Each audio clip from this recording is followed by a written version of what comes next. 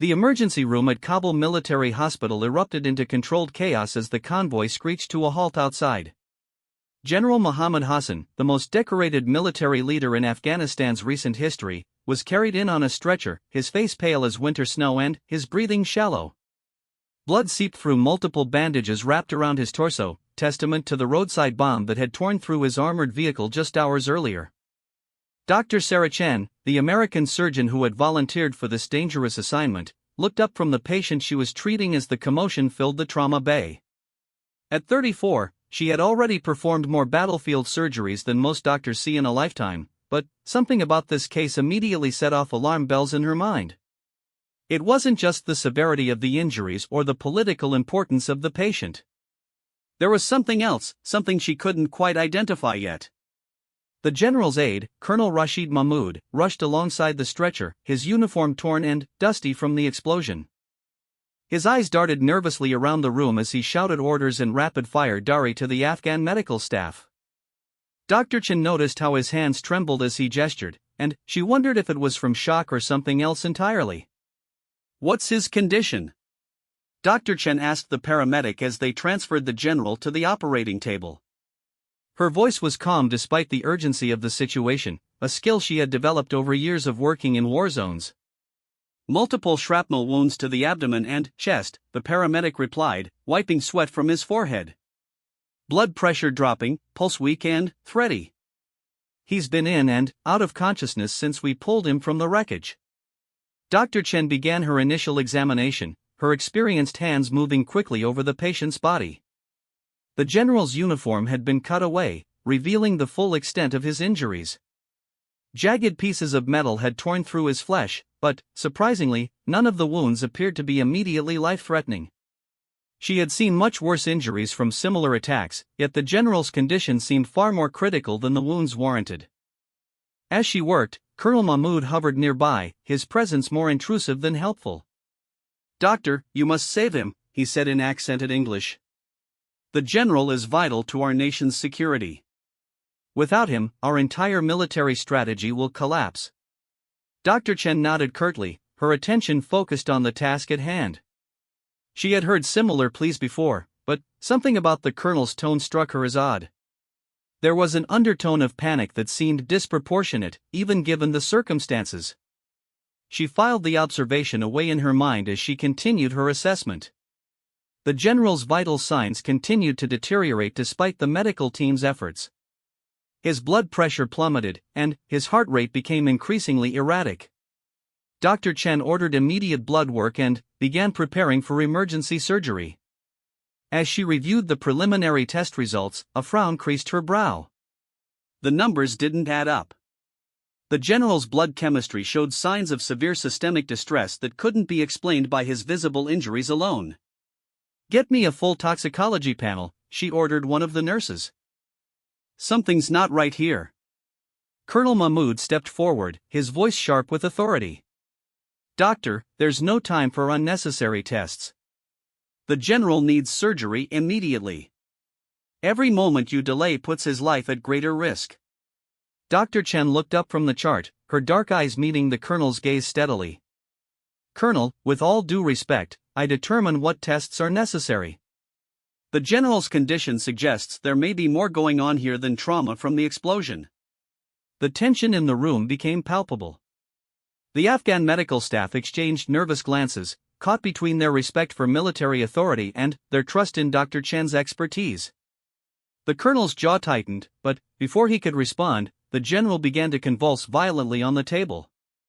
"Hold him steady," Dr. Chen shouted as she reached for an anti-seizure medication.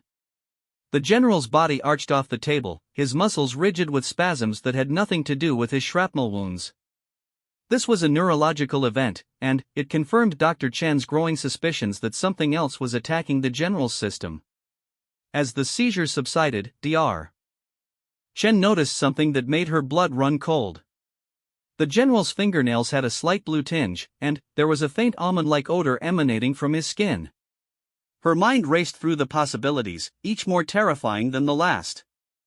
These were signs of poisoning, specifically cyanide poisoning, though she had never encountered a case outside of textbooks. She glanced around the room, her eyes taking in every face present. If the general had indeed been poisoned, then someone in this room, or someone with access to him before the explosion, was responsible. The thought sent a chill down her spine, but she forced herself to maintain her professional composure. The toxicology results arrived faster than usual, rushed through at Dr. Chen's urgent request. As she scanned the numbers, her worst fears were confirmed. Elevated levels of thiocyanate in the blood, metabolic acidosis, and cellular hypoxia all pointed to one conclusion: General Hassan had been poisoned with hydrogen cyanide. "Colonel," she said quietly, pulling him aside. "I need to speak with you privately."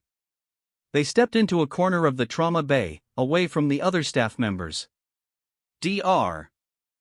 Chen kept her voice low but firm. "The general has been poisoned.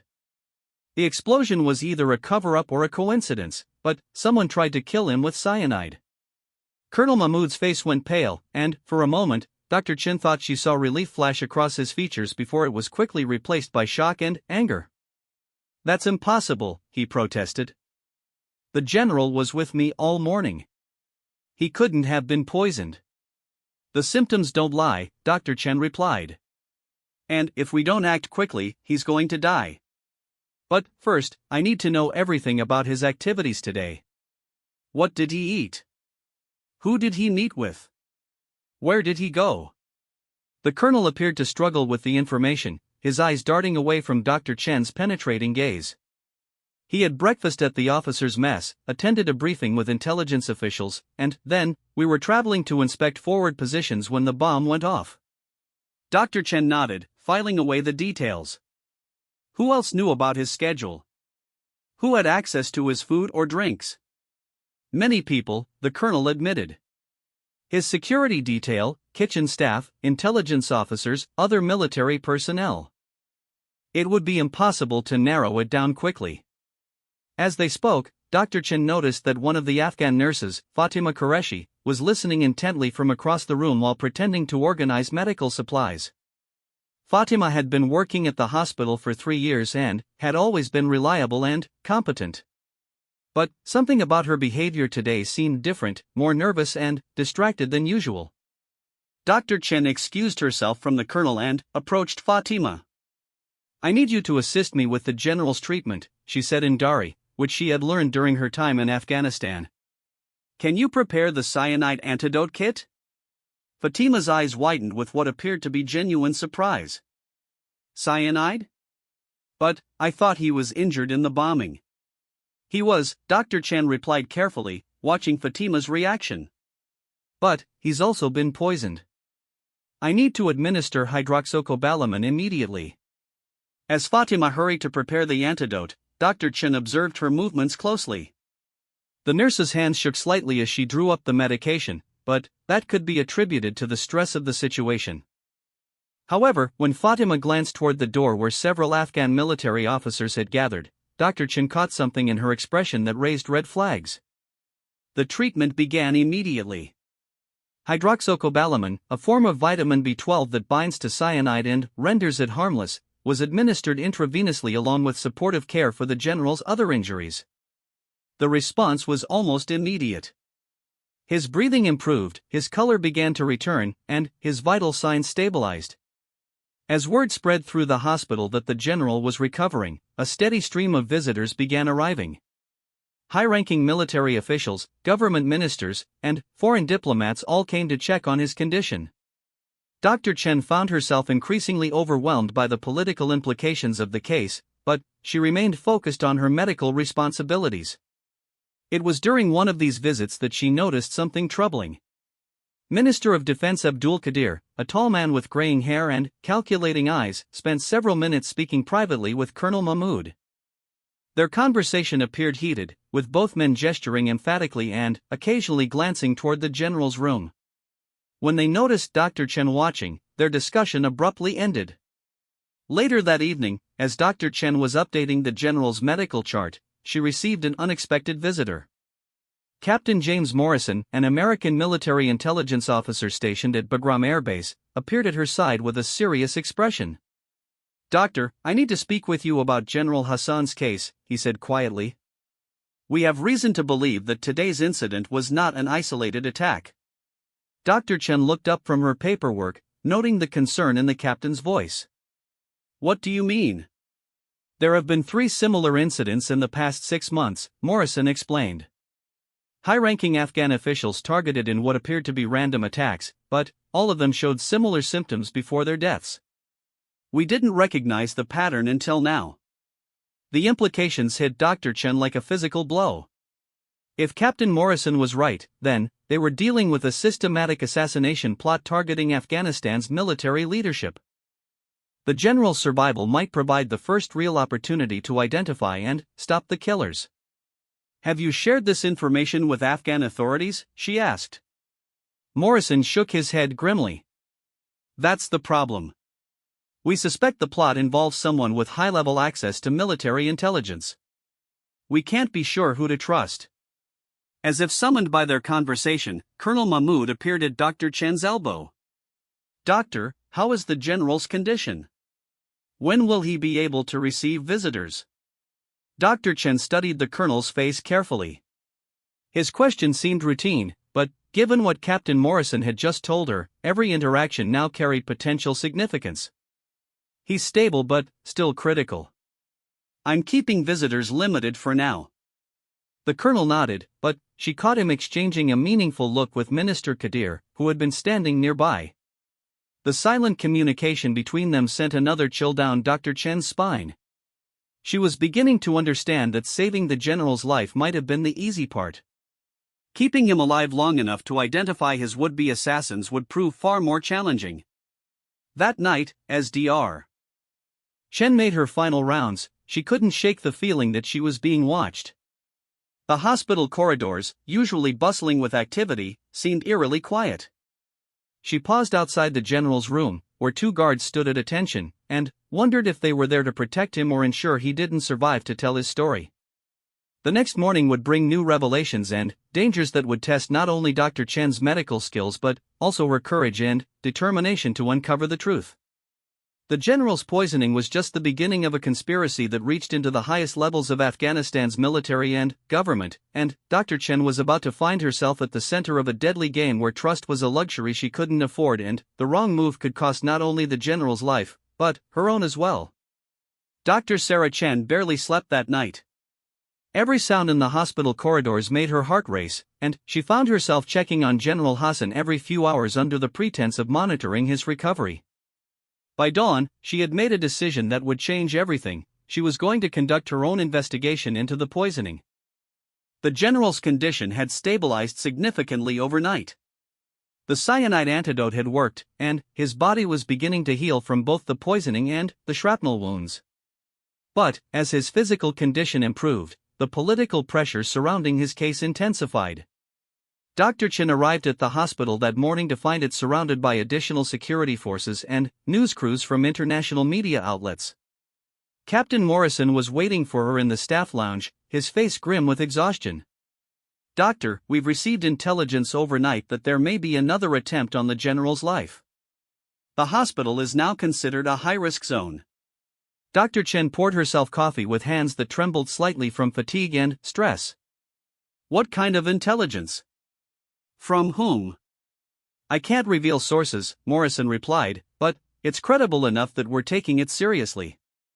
I need to ask you to be extra vigilant about anyone who has access to the general's room, his food, his medications, everything. As they spoke, Minister of Defense Abdul Qadir entered the lounge with Colonel Mahmoud at his side. The minister's presence filled the small room with an almost palpable tension. He was a powerfully built man in his 50s, with steel-gray hair and eyes that seemed to calculate the worth of everything they observed. Dr. Chen, the minister said in perfect English, I understand you've been discussing the general's case with American intelligence. I must remind you that this is an internal Afghan matter, and all information should flow through proper channels. Dr. Chen felt the weight of his words, but her medical training had taught her to stand firm when patients' safety was at stake. Minister, my only concern is the general's health and security. If someone tried to kill him once, they may try again. Which is precisely why we have our own security measures in place, the minister replied smoothly. I'm sure you understand that too many cooks can spoil the broth, as you Americans say. After the minister and Colonel left, Captain Morrison leaned closer to Dr. Chen. Be very careful around those two. Our intelligence suggests that whoever orchestrated this plot has access to the highest levels of the Afghan military command. The morning brought a stream of visitors, each claiming urgent business with the general. Dr. Chen found herself in the awkward position of medical gatekeeper, having to make decisions about who could see her patient while wondering if any of them posed a threat. Among the visitors was Dr. Ahmad Nazar, the head of the hospital and Dr. Chen's direct supervisor. Dr. Nazar was a respected physician who had trained in London before returning to serve his country. He pulled Dr. Chen aside after examining the general's chart. "Sarah, I need to speak with you privately about this case." They walked to his office, where Dr. Nazar closed the door and drew the blinds. "The toxicology results you ordered yesterday, they're creating quite a stir in certain circles. There are people who would prefer that the cause of the general's condition remain officially attributed to trauma from the explosion." Dr. Chen felt a cold dread settle in her stomach. "Are you telling me to falsify medical records?" "I'm telling you that sometimes the greater good requires difficult choices," Dr. Nazar replied, his voice heavy with regret. "The general is alive and recovering. Pursuing this poisoning angle could destabilize the entire government at a critical time in the war. And if the person who poisoned him tries again? Or targets someone else?" Dr. Chen asked. Dr. Nazar was quiet for a long moment. "That's why I'm asking you to be very careful about who you trust with this information. The wrong person learning about your suspicions could put you in grave danger." As Dr. Chen returned to her duties, she noticed that Nurse Fatima Qureshi was absent from her shift without explanation. When she inquired about Fatima's whereabouts, the charge nurse explained that Fatima had called in sick, claiming a family emergency. This struck Dr. Chen as suspicious, given Fatima's previous perfect attendance record. During her lunch break, Dr. Chen decided to visit Fatima's listed address in Kabul's Old City. The narrow streets were crowded with vendors and pedestrians, providing good cover as she made her way to a modest apartment building. However, when she arrived at the address, the landlord informed her that Fatima had moved out suddenly, the night before, leaving no forwarding address. The revelation sent alarm bells ringing in Dr. Chen's mind. She remembered Fatima's nervous behavior during the general's treatment and her apparent recognition of the other Afghan officers in the hospital. Had Fatima been planted in the hospital specifically to gain access to high-value targets? On her way back to the hospital, Dr. Chen noticed a black sedan following her at a discreet distance. Her heart began to race as she took several random turns to test her suspicions. The sedan stayed with her, confirming her fears. She was being watched, and whoever was doing it wasn't trying very hard to remain hidden. Back at the hospital, Dr. Chen found Captain Morrison in deep conversation with a woman she didn't recognize. The woman was tall and athletic, with short blonde hair and the bearing of military personnel. Morrison introduced her as Agent Lisa Parker from the Defense Intelligence Agency. "Dr. Chen, Agent Parker has some information that might interest you," Morrison said. "It concerns Nurse Qureshi." Agent Parker pulled out a tablet and showed Dr. Chen several photographs. "Fatima Qureshi isn't who she claimed to be. Her real name is Soraya Ahmadi, and she's been linked to a terrorist cell that specializes in infiltrating government facilities." The pieces began falling into place in Dr. Chen's mind. She had access to the medical supply rooms, the pharmacy, and direct contact with patients. She could have introduced the poison into the general's 4 medications or even his food. "That's our working theory," Agent Parker confirmed. "But here's where it gets complicated. Our intelligence suggests she was working with someone inside the Afghan military hierarchy. Someone gave her the general's schedule and ensured she was assigned to his case." Dr. Chen thought about the various officials who had access to that information. Colonel Mahmoud, Minister Kadir, and several other high-ranking officers all knew about the general's movements. The web of potential conspirators was expanding, and she realized she might be in more danger than she had initially understood. That afternoon, General Hassan regained full consciousness for the first time since the poisoning. Dr. Chen was at his bedside when his eyes opened and focused on her face. His voice was weak but clear when he spoke. "Doctor," he whispered, "I remember something about this morning." Before the explosion. Dr. Chen leaned closer, her heart pounding with anticipation. "What do you remember, General?" "My breakfast," he said slowly. The coffee tasted strange. Bitter, but not like bad coffee. Different. And the young nurse who brought it to my room, I had never seen her before. The general's revelation confirmed Dr. Chen's suspicions about the method of poisoning, but it also raised new questions. If the poison had been in his breakfast, then the timing suggested that whoever orchestrated the attack had inside knowledge of both his schedule and the planned route where the bombing occurred. "General, can you describe the nurse who brought your coffee?"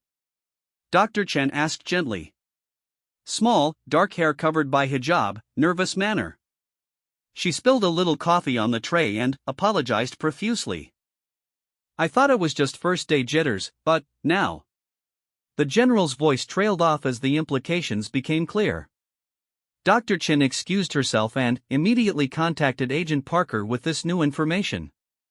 The fact that Fatima had been in the officers' mess that morning, serving food directly to the general, provided the missing link in the chain of evidence. However, as the day progressed, Dr. Chen began to notice increased tension among the hospital staff. Several Afghan employees seemed nervous and distracted, whispering among themselves and casting worried glances in her direction. She overheard fragments of conversations in Dari that suggested word was spreading about the investigation into the general's poisoning. The situation became more dangerous when Minister Kadir arrived that evening with a new directive. He announced that for security reasons, the general would be transferred to a military hospital the following morning. Dr. Chen protested that the transfer could compromise his recovery, but the minister was adamant. "The decision has been made at the highest levels," Minister Kadir stated firmly.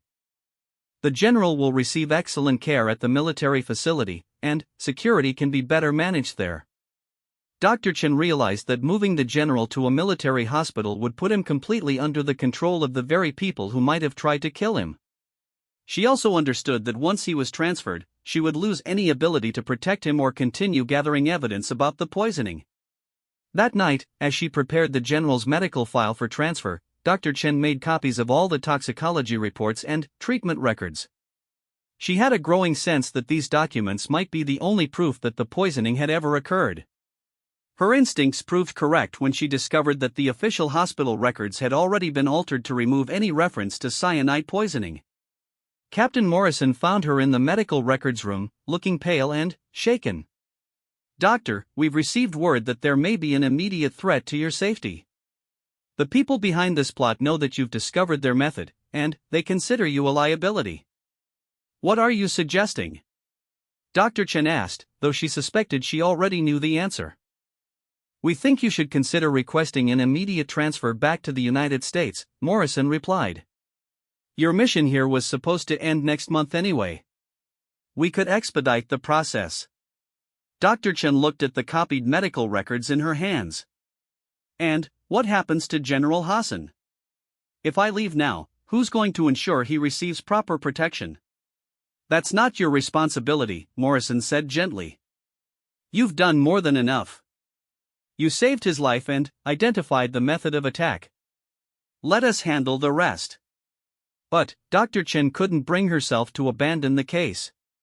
Something about the entire situation still didn't add up. The bombing seemed too convenient, the poison too easily detected once she knew what to look for. She was beginning to suspect that the real truth was more complex than a simple assassination attempt. Her suspicions were confirmed when she received an unexpected visitor late that night. Colonel Mahmoud appeared at her office door, looking haggard and frightened. His usual confident demeanor had been replaced by obvious stress and exhaustion. "Doctor, I need to tell you something," he said, glancing nervously around the empty corridor. "Something about the general's poisoning that you need to know before he's transferred tomorrow." Dr. Chen invited him in and closed the door. Colonel Mahmoud sat heavily in a chair and buried his face in his hands for a moment before speaking. "The general wasn't the target," he said finally. "The poison was meant for someone else entirely. Someone who was supposed to attend that morning meeting but cancelled at the last minute. The revelation hit Dr. Chen like a thunderbolt. If Colonel Mahmoud was telling the truth, then everything they thought they knew about the case was wrong. The question was whether she could trust him, or if this was just another layer of deception in an increasingly complex conspiracy. As Colonel Mahmoud began to explain what he knew about the real target and the reasons behind the assassination plot, Dr. Chen realized that General Hassan's recovery was only the beginning of a much larger and more dangerous game. The forces at play were more powerful and ruthless than she had imagined, and her decision to stay and fight for the truth would put her directly in the crosshairs of people who had already proven they were willing to kill to protect their secrets. Colonel Mahmoud's revelation hung in the air like smoke from an explosion, dense and suffocating. Dr. Sarah Chen stared at him, trying to process the implications of what he had just told her. If General Hassan wasn't the intended target, then who was? And why was Colonel Mahmoud telling her this now? You need to understand the political situation here, Colonel Mahmoud began, his voice barely above a whisper. There are factions within our military and government that have very different ideas about Afghanistan's future. The general represents one vision, but there are others who see him as an obstacle to their plans. Dr. Chen leaned forward, her medical training having taught her to gather all available information before making critical decisions. Who was the real target? General Aziz Rahman, Colonel Mahmoud replied. He was supposed to attend the morning briefing but received a last-minute intelligence report that required his immediate attention. He sent General Hassan in his place. The name meant nothing to Dr. Chen initially, but she could see from Colonel Mahmoud's expression that General Rahman was significant. Why would someone want to kill General Rahman? He's been investigating corruption in military contracts, specifically weapons procurement deals worth hundreds of millions of dollars. His investigation was getting close to exposing a network that includes American defense contractors, Afghan officials, and Taliban intermediaries who have been profiting from both sides of this conflict. Dr. Chen felt the ground shifting beneath her feet as the scope of the conspiracy became clear. This wasn't just about Afghan politics or military rivalries. It was about money, vast amounts of it, and the people who would kill to protect their interests. If you know all this, why haven't you reported it? She asked. Colonel Mahmoud laughed bitterly. Reported to whom? Half the people I would normally turn to are either involved in the conspiracy or too frightened to act against it. The other half wouldn't believe me without proof, and the proof is heavily guarded. What kind of proof? Financial records, communication intercepts, shipping manifests, documents that show how weapons intended for Afghan forces have been diverted to Taliban units, while inferior equipment was delivered to our soldiers. General Rahman had obtained copies of these documents and was preparing to present them to international authorities. Dr. Chen began to understand why someone would risk such an elaborate poisoning scheme. If General Rahman's evidence became public, it would expose a conspiracy that reached into the highest levels of both Afghan and American military establishments.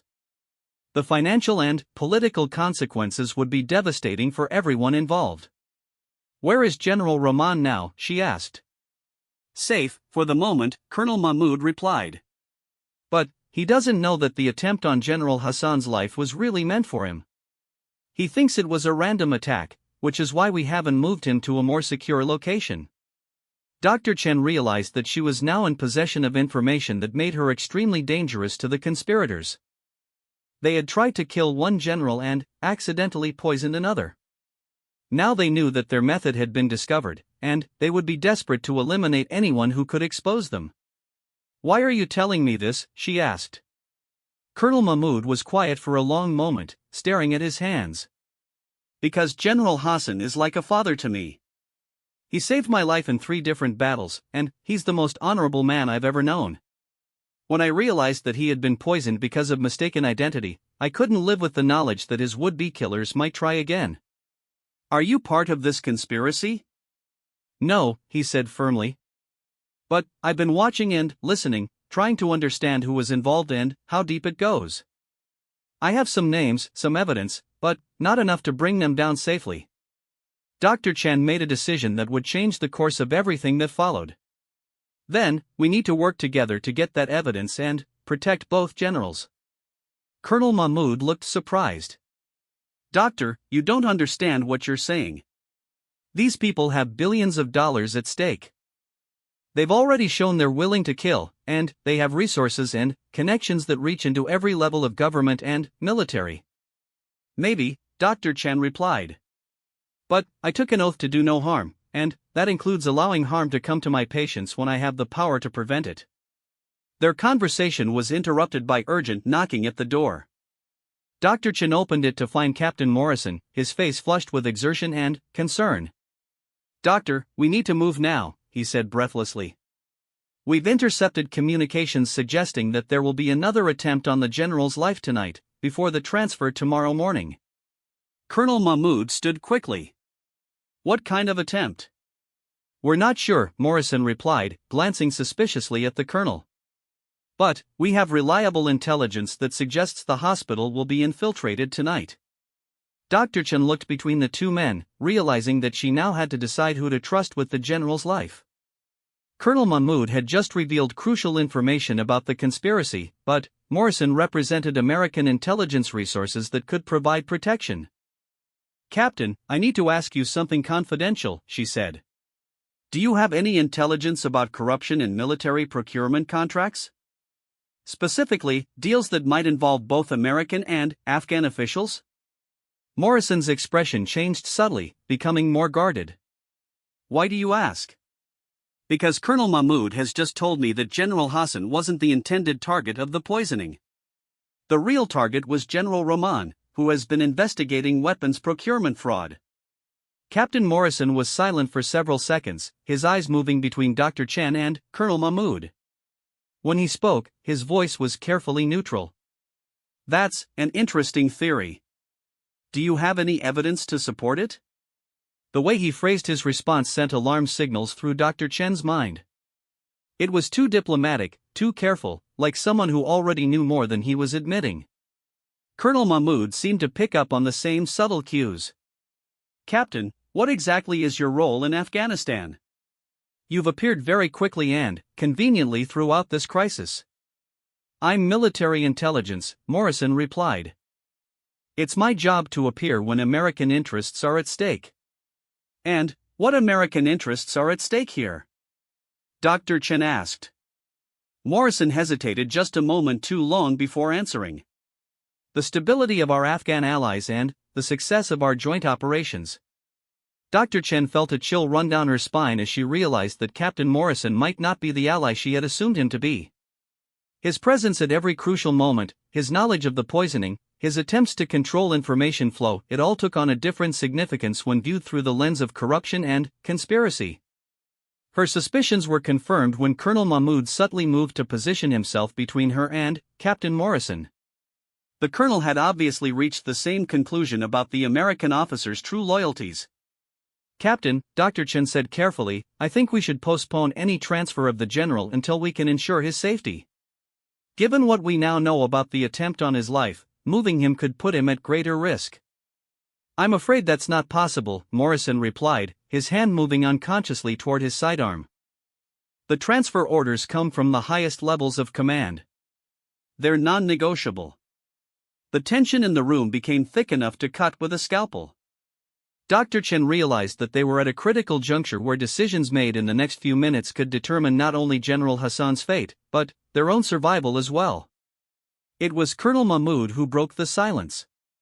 Captain, I think you should know that Dr. Chen and I have already documented our suspicions about the poisoning and shared them with multiple sources.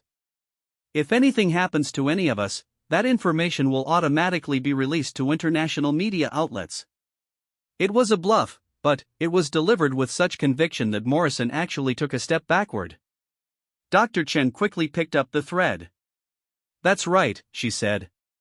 And I've also prepared detailed medical evidence proving that General Hassan was poisoned with cyanide, despite any subsequent alterations to official records. Morrison's facade finally cracked, revealing the calculating operator beneath the helpful intelligence officer persona. You have no idea what you're interfering with, he said coldly. This operation has taken years to develop, and it's worth more money than you can imagine. So you admit you're part of the conspiracy? Dr. Chen asked. I'm part of a legitimate business arrangement that helps fund American operations in this region, Morrison replied. Money that Congress would never approve through normal channels. Sometimes national security requires creative financing. Colonel Mahmoud shook his head in disgust. Creative financing that gets Afghan soldiers killed with defective weapons while the Taliban gets superior equipment? That's not national security, that's treason. It's pragmatism, Morrison snapped. This war is unwinnable through conventional means. At least this way, some American interests are served while we manage the inevitable transition of power. Dr. Chen felt sick as she understood the full scope of what Morrison was describing. American military personnel were actively arming Taliban forces while shortchanging Afghan allies, all in the name of profit and political positioning for whatever came after the war. What happens to General Rahman? She asked. General Rahman will have an unfortunate accident in the coming days, Morrison said matter-of-factly. His investigation will die with him, and the business arrangements will continue. And if we don't cooperate? Morrison's smile was cold and professional. Doctor, you're a long way from home, and accidents happen to foreigners in war zones all the time. Colonel Mahmoud could easily be killed by Taliban infiltrators or caught in crossfire. These things are regrettable but not uncommon. Dr. Chen realized they had pushed Morrison too far and forced him to reveal his hand. Now he couldn't afford to let them live, regardless of whether they cooperated or not. She caught Colonel Mahmoud's eye and saw that he had reached the same conclusion.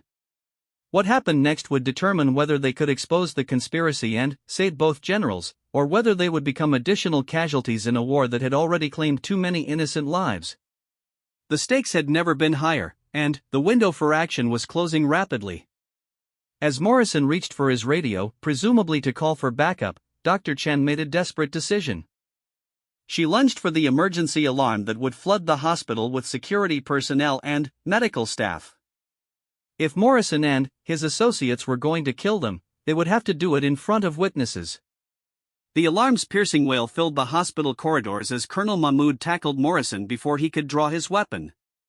In the chaos that followed, Dr. Chen grabbed the medical files and ran toward General Hassan's room, knowing that whatever happened next, she had to ensure his survival and get word to General Rahman about the true nature of the threat he faced.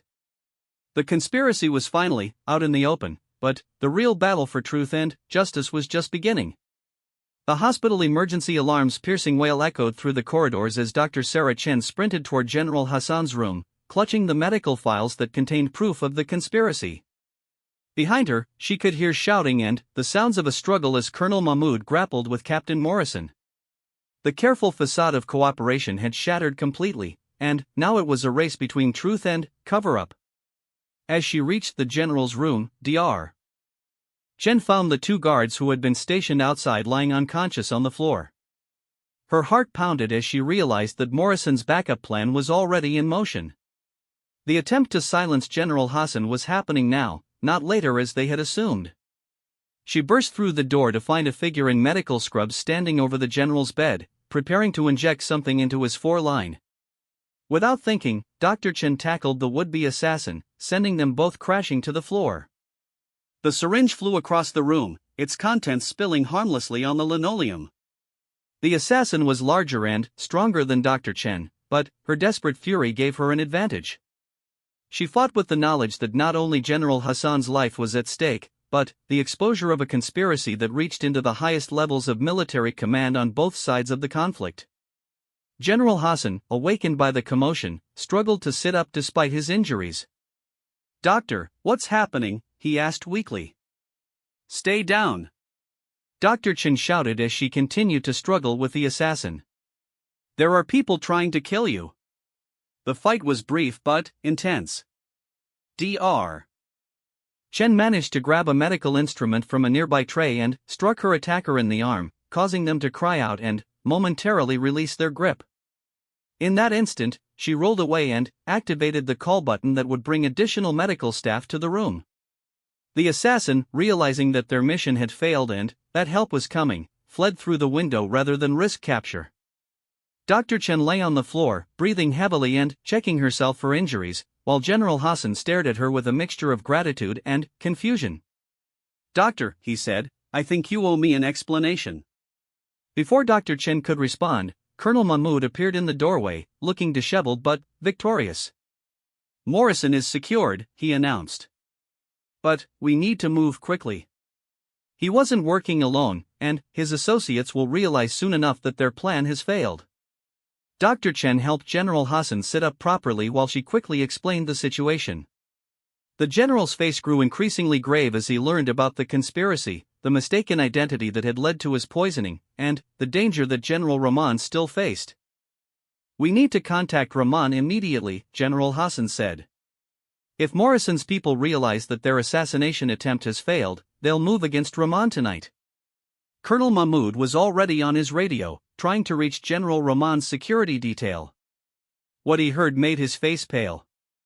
"They're not responding to communications. Either their radio equipment has been compromised, or..." He didn't need to finish the sentence. Dr. Chen realized that while they had been fighting for General Hassan's life, another team might have been moving against the real target of the conspiracy. The next few hours were a blur of activity as Afghan and American security forces tried to sort out the complex web of corruption and conspiracy that Morrison had revealed.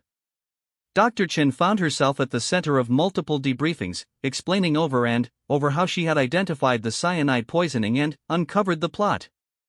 Agent Lisa Parker, who had been pursuing the case from the American intelligence side, arrived at the hospital as dawn broke over Kabul. Her face was grim as she updated Dr. Chen and Colonel Mahmoud on the night's developments. "We reached General Rahman's compound just in time," she reported. "There was a coordinated attack involving both Taliban insurgents and what appeared to be American mercenaries. Rahman is alive, but barely. 3 of his security guards were killed." Dr. Chen felt a wave of relief mixed with horror. General Rahman had survived, but the cost had been high, and it was clear that the conspiracy had resources and reach beyond what any of them had initially imagined. "What about Morrison?" Colonel Mahmoud asked.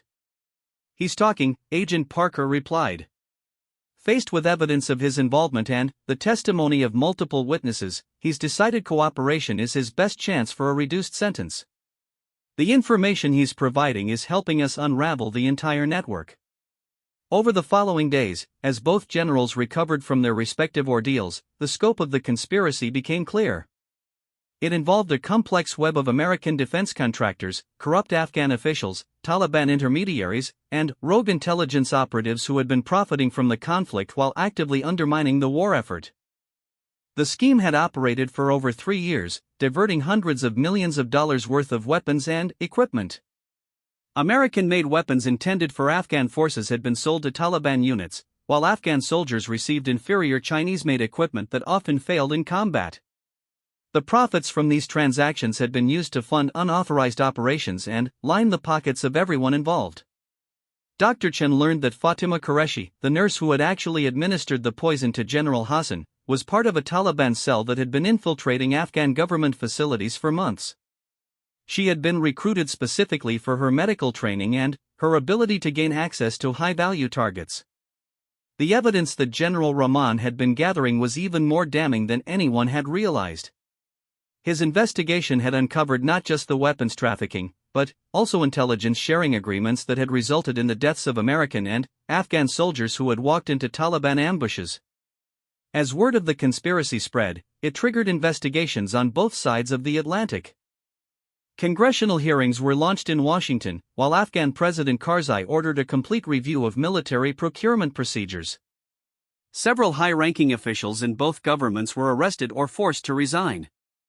For Dr. Chen, the aftermath was both satisfying and exhausting. She had saved General Hassan's life and helped expose a conspiracy that had cost countless lives, but the experience had taken its toll. The constant danger, the betrayal of people she had trusted, and the revelation of how deep corruption could reach had shaken her faith in the institutions she had served. 3 weeks after the initial poisoning, General Hassan was strong enough to be discharged from the hospital.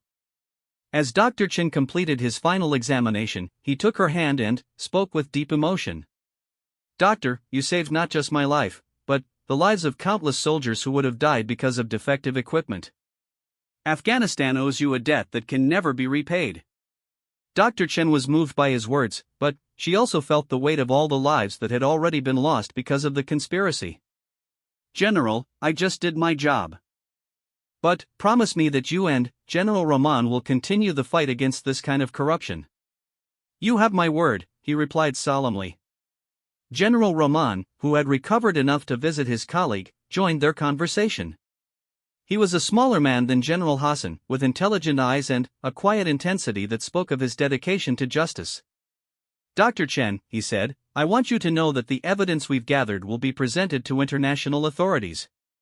This conspiracy reached beyond Afghanistan's borders, and it deserves an international response.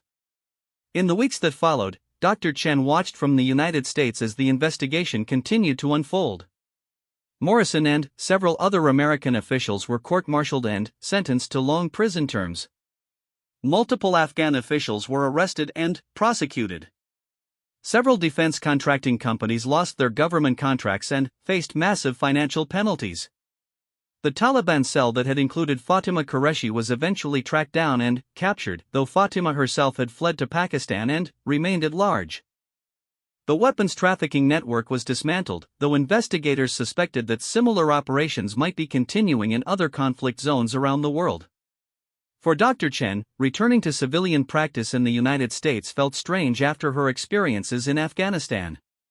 The routine of treating everyday medical conditions seemed almost mundane compared to the life-and-death drama she had experienced. But she found meaning in the knowledge that her actions had made a difference, not just for one patient, but for the broader cause of justice and accountability. She received regular updates from Colonel Mahmoud, who had been promoted and placed in charge of military procurement oversight. General Hassan had been appointed to head a new anti-corruption task force, while General Rahman continued his investigations with enhanced security and international support. 6 months after the events at Kabul Military Hospital, Dr. Chen received an unexpected visitor at her practice in Boston. Agent Lisa Parker appeared in her office one afternoon, carrying a briefcase and wearing civilian clothes. Doctor, I hope you have a few minutes, Agent Parker said. I have some things to show you that I think you'll find interesting. She opened the briefcase and pulled out several thick folders. These are the final investigation reports on the conspiracy you helped expose. I thought you should see the full scope of what your courage and quick thinking accomplished. As Dr. Chen read through the documents, she was amazed at the breadth of the network they had uncovered. The investigation had expanded to include operations in Iraq, Syria, and several African countries where similar weapons trafficking schemes had been operating. Dozens of people had been arrested, billions of dollars in fraudulent contracts had been cancelled, and new oversight procedures had been implemented to prevent similar conspiracies. There's something else, Agent Parker said, pulling out a final document. This is a letter from the families of Afghan soldiers whose lives were saved because they finally received proper equipment instead of the defective weapons that were being substituted. Dr. Chen read the letter with tears in her eyes. It was written in broken English by the wives and children of soldiers who had survived battles because they finally had body armor that worked and weapons that didn't jam in combat. They wanted to thank the American doctor who had helped expose the conspiracy that had been putting their loved ones at risk. How did they know about my involvement? Dr. Chen asked. General Hassan made sure the story was told properly, Agent Parker replied. He wanted people to understand that sometimes justice comes from unexpected places, and that one person's refusal to accept injustice can change the world. As Agent Parker left, Dr. Chen reflected on the events that had brought her to that moment. She had gone to Afghanistan to serve as a military surgeon, expecting to treat injuries and save lives in the conventional sense. Instead, she had uncovered a conspiracy that reached into the highest levels of government and military command on multiple continents. The experience had taught her that healing sometimes requires more than medical knowledge and surgical skill. Sometimes it requires the courage to ask difficult questions, the determination to pursue truth even when it's dangerous, and the willingness to stand up to powerful people who profit from others' suffering. General Hassan made a full recovery and continued to serve with distinction. General Rahman's anti-corruption investigations became a model for other countries dealing with similar problems. Colonel Mahmoud's oversight procedures helped prevent future weapons trafficking schemes. Dr. Chen continued her medical practice, but she also became an advocate for transparency and accountability in military contracting. She spoke at conferences and congressional hearings about the importance of protecting whistleblowers and ensuring that medical professionals have the freedom to report suspicious circumstances without fear of retaliation. The story of General Hassan's poisoning became a case study in military medical schools, teaching future doctors about the importance of thorough investigation when symptoms don't match obvious causes. It also became a reminder that in war zones, the greatest threats sometimes come not from the declared enemy, but from those who exploit conflict for personal gain. Years later, when Dr. Chen looked back on her time in Afghanistan, she realized that the most important surgery she had performed there wasn't the one that saved General Hassan's life. It was the careful dissection of a conspiracy that had been poisoning an entire war effort, putting countless lives at risk for the sake of profit and political advantage. The scar on her arm from the struggle with the assassin faded over time, but the memory of that night remained vivid. It served as a constant reminder that sometimes the most important battles are fought not on official battlefields, but in hospital corridors and government offices, where dedicated individuals refuse to accept that corruption and injustice are simply the cost of doing business in a complex world.